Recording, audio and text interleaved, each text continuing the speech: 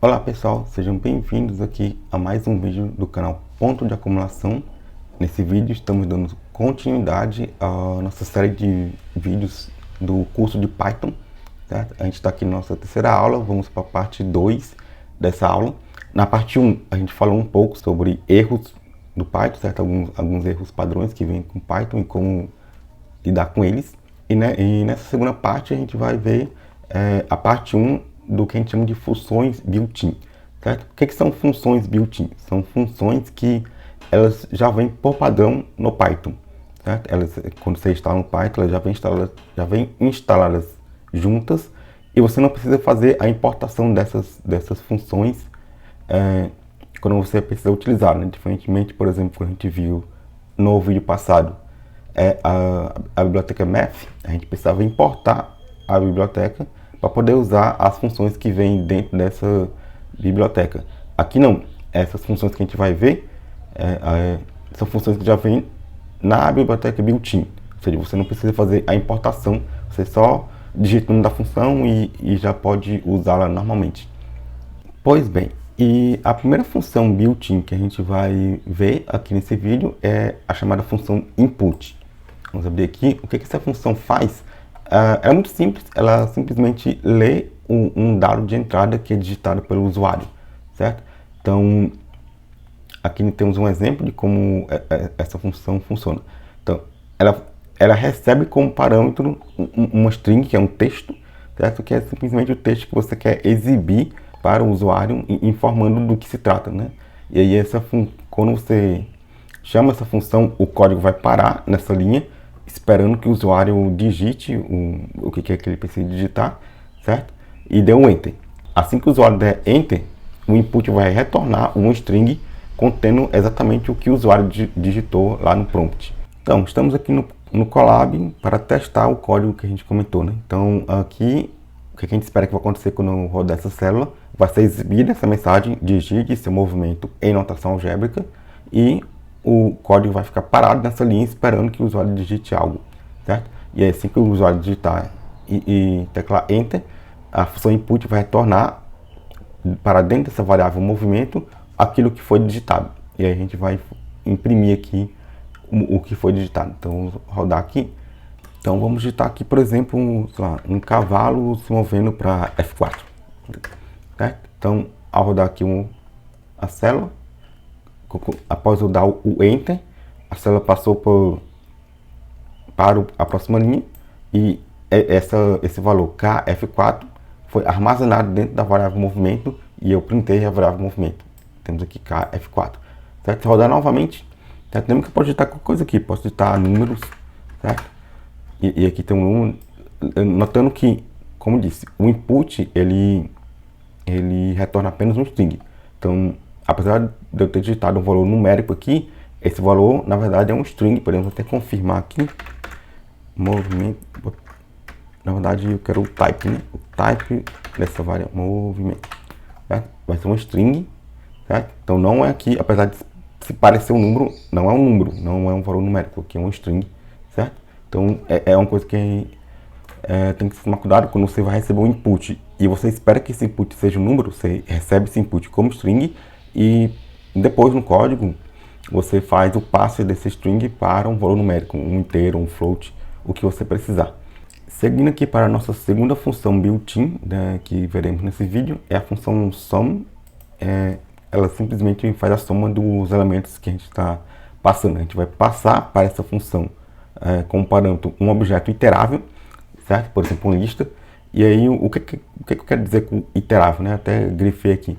A gente vai ver com mais detalhes em aulas subsequentes o que significa exatamente ser iterável, mas é basicamente um iterável é um tipo de objeto em Python onde eu posso percorrer esse objeto, os elementos desse objeto. Então, uma lista é uma coisa desse tipo, né? Eu posso percorrer os elementos de uma lista. Pensa em iterável como algo que se parece com uma lista, no sentido de que eu posso esse algo tem elementos, eu posso percorrer esses elementos, certo? Então, essa função soma vai receber um objeto do tipo iterável, vai percorrer todos os elementos desse objeto e vai somar. E aí, uma observação importante, certo? É que esses elementos desse objeto têm que ser de alguma forma somáveis, certo? Então aqui, por exemplo, no código de exemplo, eu tenho inteiros e floats, certo? Então eu posso somar um inteiro com floats, mas se eu passar algo que não seja um iterável, ou se os elementos desses objetos não podem ser iteráveis, eu vou levantar um erro aqui, que é um type erro. Então, de volta aqui ao Colab, eu peguei aqueles exemplos que estavam nas notas de aula e copiei aqui. Então, nesse primeiro exemplo, a gente tem uma lista com valores numéricos, temos aqui inteiros e floats, né? E a gente vai somar. Então, o que a gente espera é que a gente obtenha a soma, né? Então, aqui a soma é 3, menos 2 é 1, vai ficar 2.2 aqui a soma, né? Então, quando a gente roda, 2.2, certo? Que eu simplesmente somei todos os valores dessa soma, certo? Mas, como eu disse, eu posso realizar essa soma com um start, certo? Então, o start, por default, ele é 0, mas eu posso botar qualquer coisa aqui. Qualquer coisa que eu possa, depois, obviamente, somar com os valores que vão estar aqui dentro desse iterável, certo? Então, o start aqui vai ser 3. Significa que a função soma vai percorrer cada um dos elementos aqui da lista e, começando do 3, vai somando. Então, ele está no 3. Então, ele vai aqui 3 mais 3 dá 6. E aí depois vai pegar esse resultado. 6 mais 1.2, né, que vai dar 7.2.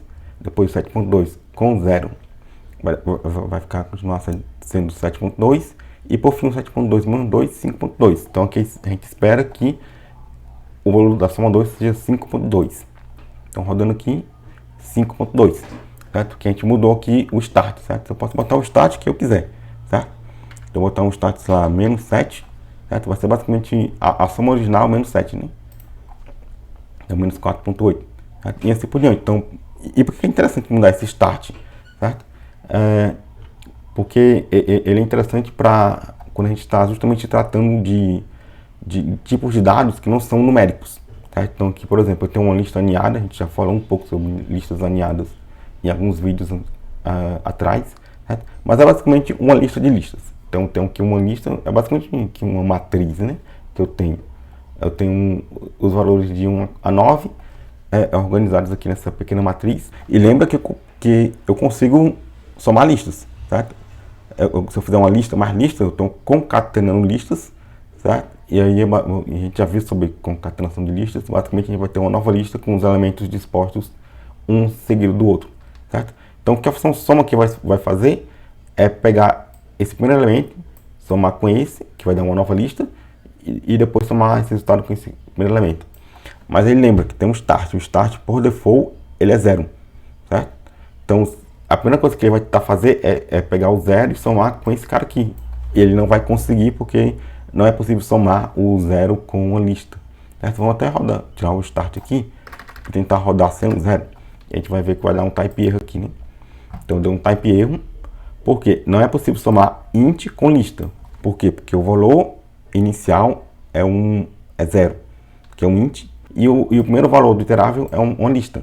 Então, é interessante que o start aqui seja também algo que eu possa somar com uma lista, que é, por exemplo, outra lista, certo? Então, quando eu somar aqui, o que ele vai fazer é somar esse start com o primeiro elemento, o resultado disso vai somar com o segundo, e o resultado disso vai somar com o terceiro, certo? Então, o que a gente espera aqui é basicamente uma nova lista com todos esses elementos em sequência. Vamos rodar. Então, exatamente, uma lista aqui com todos os elementos em sequência. Eu posso botar um start diferente, eu posso botar um start com, digamos, um menos 1 e um 0, certo? Então, o que eu vou esperar aqui é uma nova lista com todos os números de menos 1 até 9 em sequência, certo? Exatamente, como eu falei, uma lista com os elementos de menos 1 até 9 em sequência. E, enfim, assim por diante, certo? Qualquer coisa que eu botar aqui no start que eu possa operar com a lista, somar com a lista, vai dar certo. Dando aqui prosseguimento ao vídeo, a próxima função built-in que a gente vai ver é a função len, certo? Ela simplesmente retorna o tamanho de um objeto, certo? Por exemplo, aqui nesse exemplo, a gente tem a minha lista 1, certo? Uma lista aqui com 3 elementos. Eu tenho um inteiro, uma string e um booleano, certo? Então, dá um print aqui no tamanho, no len da lista 1, a gente vai esperar que seja 3, porque é uma lista de tamanho 3. Certo? Aqui nessa lista 2, quantos elementos temos? Temos um elemento, que o primeiro elemento é o 2, o segundo elemento é esse string B, o terceiro elemento é esse booleano false, o quarto elemento é essa lista, e o quinto elemento é aquela minha lista 1. Certo? Então são 5 elementos nessa lista 2. Certo? E por fim, se eu printar aqui o length dessa string, ele vai simplesmente contar quantos caracteres tem essa string. A função len, ela só pode ser aplicada em objetos em que tem um tamanho, ou seja, tem um termo técnico para isso que é um objeto que tem que ser sizable, tem que ser algo que a gente possa calcular o tamanho dele. Nem todo objeto em Python é sizable. Por exemplo, int não é um objeto que possa ser calculado o tamanho. Então, se eu tentar calcular o length do inteiro ou de um float, isso não vai dar certo. Então, vai levantar um type erro, justamente porque eu estou tentando usar uma função em um tipo que não suporta essa função. Bem, de volta aqui ao Colab, vamos rodar aqui essas células e ver o que acontece, né? Lembrando que o esperado aqui é que a lista 1 ela tem 3 elementos, então o length dela tem que ser 3, certo? Essa lista 2, minha lista 2, né? Isso aqui foi uma pegadinha que eu quis fazer, né? Tipo, a gente vai contar elemento por elemento. Essa lista aqui tem 1, 2, 3, 4, 5 elementos, certo? Apesar de que alguns elementos são outras listas, a gente não conta o que está dentro dessas outras listas, a gente só conta o que está dentro da lista grande, né? Certo? No caso são 5. E aqui vai retornar 3, né? Porque isso aqui vai ser um string com 3 caracteres, certo? Então vamos rodar aqui. Então, como esperado, 3, que esse aqui tem tamanho 3, esse aqui tem tamanho 5 elementos, e a string com tamanho 3. Certo? Se a gente tentar calcular aqui o length de um inteiro, como está lá no exemplo, a gente vai levantar um type erro porque o inteiro não é sizable, né? Então ele não suporta aqui o length. Certo? Exatamente, como está aqui, a mensagem já está explícito o que está acontecendo, né? O objeto do tipo int não tem length, certo? Ele não suporta esse tipo de operação. Continuando aqui com as nossas próximas funções built-in, a gente vai ver o min e o max. E como o próprio nome já diz, elas calculam respectivamente o mínimo e o máximo de uma coleção de objetos, né? Então a gente vai receber aqui novamente objetos iteráveis, certo? A gente vai iterar nesses elementos desses objetos e vai procurar, o Python aqui vai procurar qual é o menor elemento e qual é o máximo, certo? Então, algo bem simples, não tem muito segredo. No exemplo aqui, temos os números 1, 3 e 9. Se a gente printar o mínimo, a gente vai esperar que seja 1. Se a gente printar o máximo, vai ser 9, certo? Também funciona com outros tipos de objetos que não são numéricos, por exemplo, strings, certo? Então, entre aqui uma lista de strings A, B e C, certo? Se a gente printar o mínimo, a gente espera que a menor string seja o A, que aqui está na ordem alfabética, né? Lexicográfica, certo? E a maior vai ser a string C. Mas basicamente o que a gente precisa aqui é que esse objeto possua métodos de comparação, certo? Dizendo que é menor, que é maior, se é igual, certo? Então, tendo implementado métodos de comparação, o Python consegue rodar aqui por debaixo dos panos os algoritmos de min e de max, certo? E antes de prosseguir aqui para a implementação, certo? Também é interessante notar que essas funções aceitam um valor default, certo? Porque muitas vezes você está querendo calcular um mínimo ou um máximo de um iterável, certo? Uma lista, por exemplo, e essa lista está vazia, certo? E aí, se essa lista estiver vazia, se a gente tentar calcular o min ou o max, vai dar um erro.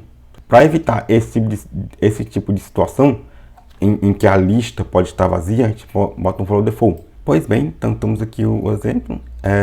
Temos uma lista de números, certo? E como a gente espera aqui que o mínimo seja 1, o máximo seja 9. Aqui nessa lista de strings, ele vai usar a ordem do dicionário, então a gente espera que o mínimo seja A e o máximo seja C. Vamos lá rodar. Exatamente, mínimo 1, máximo 9, mínimo A, máximo C, certo? Nesse outro exemplo aqui, eu posso até modificar, vou tirar esse default aqui por enquanto, esse cara. Então, depois a gente retorna aqui. Eu posso, na verdade, eu não preciso do default aqui e nem aqui, né? Só preciso no último. Posso até apagar todos eles aqui, certo? Se eu tentar rodar isso aqui, ele vai printar aqui o mínimo da lista, certo? Que vai ser 1. Mas eu dou um pop, estou dando um pop no elemento índice 0, ou seja, ele vai remover o número 1 aqui da lista. Tá? Então nessa outra linha aqui, a minha lista só vai ser uma lista apenas com o elemento 2, certo? E aí se eu printar o mínimo, vai ser obviamente 2, porque só tem um elemento, né? Na linha seguinte, eu dou um outro pop, então ele vai retornar, ele vai remover o 2 da lista, certo? Que é o elemento índice 0, certo? E, então quando ele chegar nessa outra linha, a lista vai estar vazia, certo? Quando a gente tenta calcular o mínimo ou o máximo da lista vazia, dá um erro, certo? Vale um erro. Então, vamos rodar aqui para ver o erro acontecendo, certo? Então, de fato, a gente calculou que o mínimo, os dois primeiros prints funcionaram, mas quando chegou nessa linha, deu um vale erro, porque o mínimo, a função mínimo recebeu uma sequência vazia, certo? Ele não pode receber uma sequência vazia, tem que ser uma sequência com pelo menos um elemento para que ele possa calcular qual desses elementos é o menor, certo? Então, nesse tipo de situação, a gente pode passar um valor default, certo? Aqui, né? Default, botei 1, vou botar 0, certo? Porque às vezes faz sentido assim, se a lista estiver vazia, o mínimo é 0, tá? Então, rodando aqui, printou 0. Por fim, para finalizar aqui essa aula sobre funções built-ins, a gente vai ver a função sorted, certo? Sorted em inglês significa ordenar, certo? Na verdade, sorted significa ordenado, né? Sort significa ordenar. E é exatamente isso que está acontecendo aqui, certo? Essa função, ela ordena objetos de uma coleção. E para que essa ordenação seja possível, novamente, esses objetos que estão dentro dessa lista, dentro dessa coleção, eles têm que ter implementado internamente dentro deles as funções de comparação, certo? Se compara se um objeto é menor que o outro, certo? A gente vai ter aula sobre esse tipo de coisa em vídeos futuros, certo? Quando a gente for falar de programação orientada a objetos, mas por hora basta a gente saber que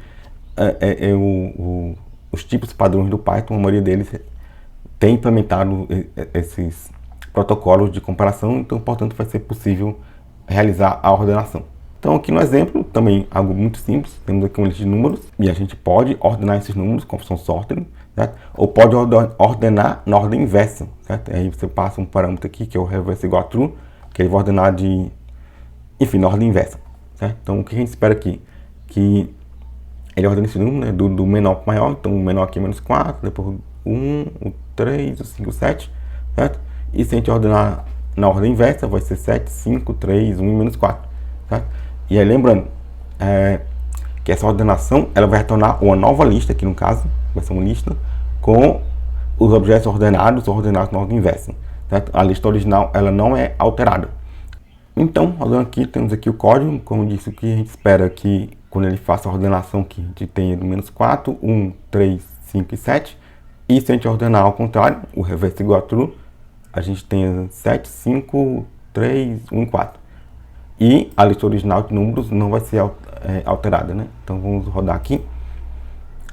Então, exatamente como eu falei, que vai do menos 4 ao 7. Aqui do 7 ao menos 4, que está na ordem inversa.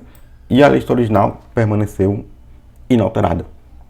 Então é isso, chegamos aqui ao final desse vídeo e também ao final da aula 3, que, só recapitulando, o que vimos nessa aula. No primeiro vídeo, na primeira parte, nós vimos alguns erros padrões do Python, certo? E nessa segunda parte, vimos algumas funções padrões, funções built-in. Lembrando que isso aqui é só uma pequena amostra de tudo que tem no Python aqui da biblioteca built-in, certo? Tem muitas outras funções, mas a gente vai vendo elas aos poucos, ao longo dos vídeos aqui do curso, certo? Eu quis apresentar algumas inicialmente que são interessantes e que vão ser úteis nos próximos vídeos, certo? Mas tem muito mais, a gente vai aprender isso ao longo dos vídeos. Aqui, como sempre, na descrição vai estar o link para as notas de aula e também para esse notebook aqui do Colab, certo? Não deixe de se inscrever no canal, também deixe o seu joinha aí se você curtiu, certo? E não deixe de conferir também as outras aulas, vai estar aqui nos cards as aulas anteriores aqui do curso, certo? Também o link para a playlist. E no próximo vídeo eu vou explicar o exercício, na verdade vão ser 2 exercícios aqui para essa aula, referentes a essa aula 3, certo? Então vai ser um vídeo só para explicar o exercício, eu resolvi separar. Então não perca também, que ele deve estar saindo logo logo. Então é isso, até a próxima e bons estudos.